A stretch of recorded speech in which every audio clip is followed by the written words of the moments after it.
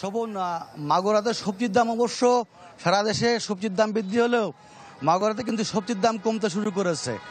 আমি এখন মাগুরা শহরের একতা পাইকারি কাঁচা বাজারে অবস্থান করছি। এখানে বিভিন্ন প্রকারের সবজি আমদানি হয়েছে, যেমন লাউ, পেঁপে, চিচিঙ্গা, উশি, ঝিঙে, পটল, বেগুন, কচুরমুখী সহ বিভিন্ন রকমের সবজি উঠেছে এবং প্রতিটা সবজির দামই মানে কেজিতে 10 টাকা কমেছে।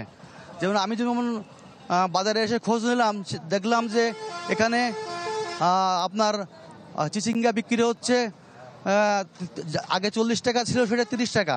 ঝিঙে বিক্রি হচ্ছে 40 টাকা জায়গায় 30 টাকা। লাউ বিক্রি হচ্ছে 60 টাকা জায়গায় 30 টাকা এবং এভাবে প্রতিটা জিনিসের দামই কমেছে। পেঁপে 40 টাকার পেঁপে 30 টাকা দামে বিক্রি হচ্ছে। এছাড়া কচুরমুখী 50 টাকা জায়গায় 40 টাকা।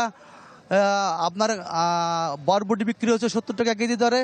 তবে আলুর দাম চড়া। আলু আগে 50 টাকায় বিক্রি হতো, সেই আলু এখন 60 টাকায় বিক্রি হচ্ছে। তবে সুখবর আছে কাঁচামরিচের।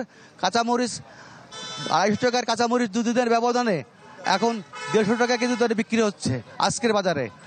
এবং ক্রেতারা সবজির দাম কমাতে অনেকটা স্বস্তি প্রকাশ করেছেন।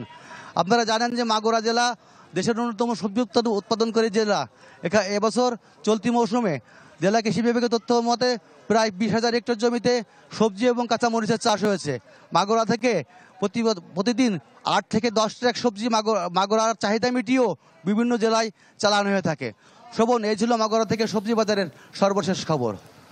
অলোক, আপনাকে ধন্যবাদ। দর্শক, মাগুরা থেকে সবজি বাজারের খবর জানাচ্ছিলেন সহকর্মী অলোক বোস। ফ্যালকন অ্যালুমিনিয়াম, মরিচা পড়ে না, ও স্ক্র্যাচ প্রুফ।